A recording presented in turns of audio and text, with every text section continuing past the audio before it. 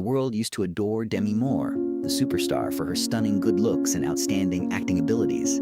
However, behind the scenes of fame lies a life rife with profound trauma, which is unknown to most. What led to the tragic downfall of her life, considering that her mother had betrayed and abused her before turning to drugs and rehabilitation? Investigate the hidden truths that Demi Moore has kept hidden from the public eye by watching this film. A tough childhood was a reality for Demi Moore. She had already been left for dead before she was even born. Just 2 months following the wedding, her biological father abandoned her mother. Her mother was pregnant and struggling to cope with the added stress of having a kid while also dealing with emotional scars that had not yet healed.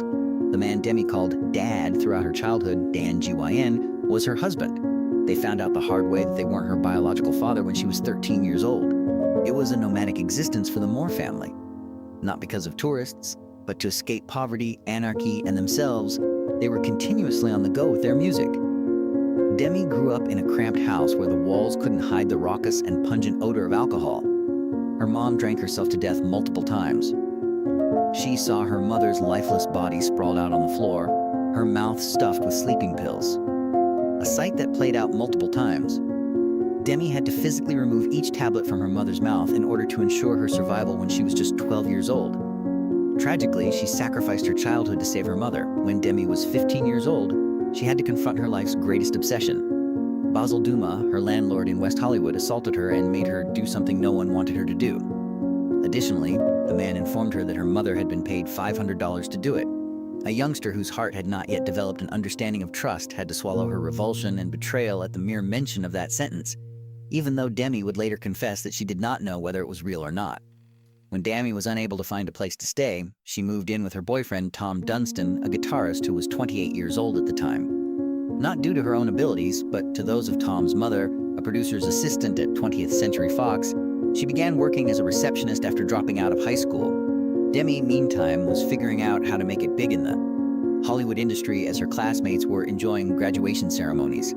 She was slaving away at a computer behind the reception desk. A mere few months down the road, the shadows started to part. Her neighbor, the young German star Nastasia Kinski, served as an inspiration, and she soon obtained a contract with the elite modeling agency. That was the turning point in her career. Demi even had an appearance on the cover of the adult magazine Way, where she posed naked.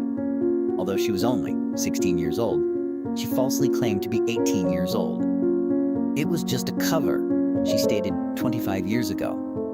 This weak justification felt like a lost childhood.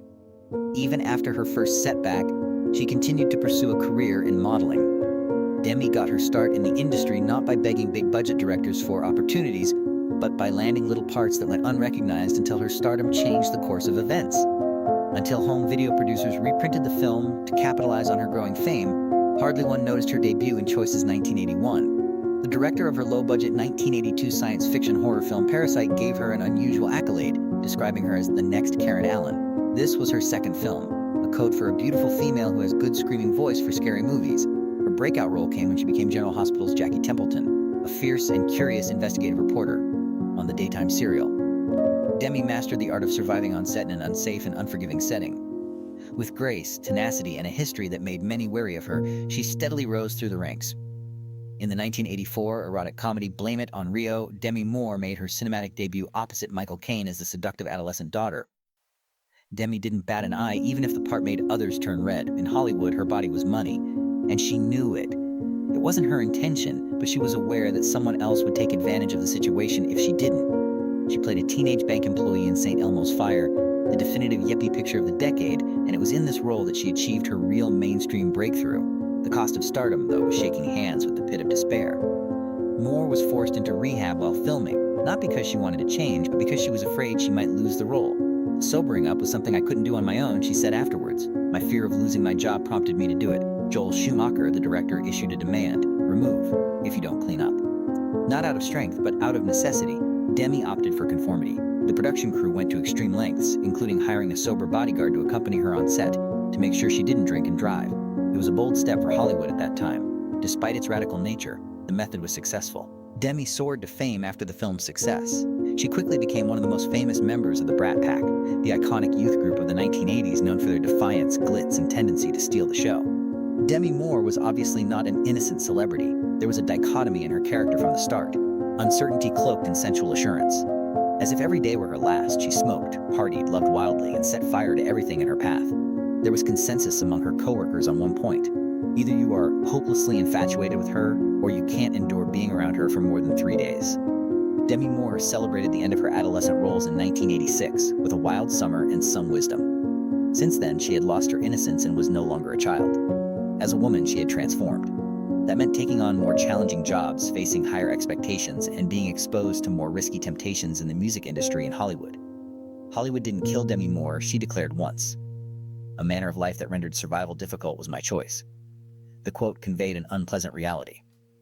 Being beautiful isn't enough to make it in Hollywood, particularly if you're a woman. In order to continue in the game, you need to be wild and courageous, and sometimes you have to sell parts of your body and soul. Ghost, 1990, starring Patrick Sees and Whoopi Goldberg, catapulted her to stardom as a young lady who, after losing her partner, learns that he lives on in a spectral form. The legendary pottery scene set to Unchained's theme permanently immortalizes Moore's stunningly romantic and deeply heartbreaking masterwork. Not only did Moore's 1990 box office smash Ghost, which earned over $55 million globally, propel her to Hollywood A-list status, but the film was also a commercial success. Along with her Saturn Award nomination for Best Actress and Golden Globe nomination for Best Actress, she embarked on a run of risky roles that demonstrated her will to prove she was more than simply a pretty face. There was not a claim for every decision she made, though. After Ghost, Moore starred in and produced the gloomy neo-noir mystery Mortal Thoughts 1991 and the critically panned romantic fantasy comedy The Butcher's Wife.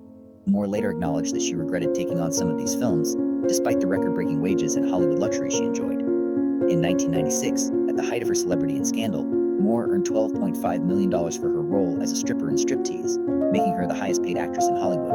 The film was critically panned and Moore was given the notorious Golden Raspberry Award for Worst Actress, even though it made $113 million globally. Yet another dud in the same year. As the juror trailed behind, her reputation as box office queen started to crumble. But away from the spotlights and million-dollar posters, her love story unfolded like a tragic love song. Demi wed guitarist Freddie Moore, who was almost 20 years her senior, when she was only 18 years old. The general public saw it as an exciting romance between an experienced musician and a fresh-faced high school graduate. Feelings of solitude and small fractures were lurking behind the happy photographs. Although the marriage did not last long, the surname Moore was retained, a relic from one's younger years and the seed that would grow into the legendary Demi Moore. Then destiny brought her Bruce Willis, the self-assured actor whose fierce stare and grin were reminiscent of his die-hard character.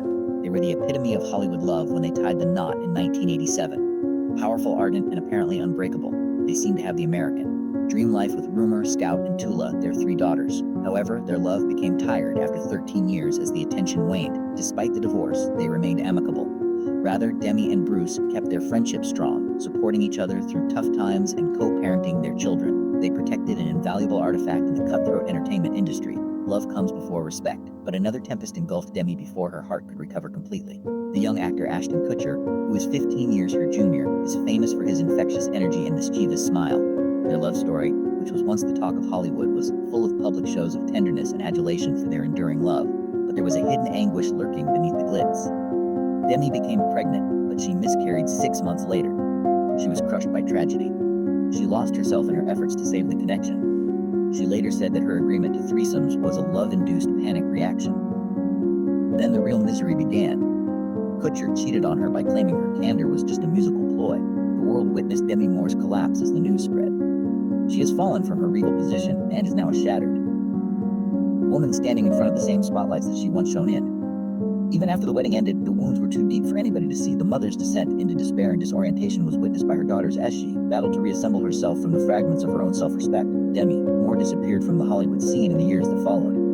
In order to focus on her recovery, she distanced herself from the limelight and red carpets. For her, the most essential thing was to practice yoga, meditate, write music, and forgive herself.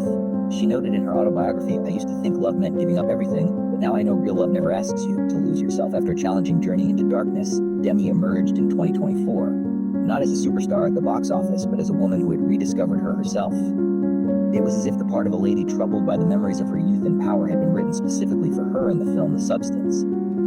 The film was well received by critics and gave Demi her first Oscar nomination in addition to a Golden Globe. That one can triumph over adversity when they possess genuine talent and inner fortitude. Hollywood may create stars and then take them down, but it can't put out the fire that burns inside a woman who is strong enough to get back up. Demi Moore is living proof of this. Despite the fact that she has been through a lot, pride, passion, heartbreak, and pain, she continues to tell her tale, love, and live. Demi Moore is more than just a spouse or lover to anyone these days.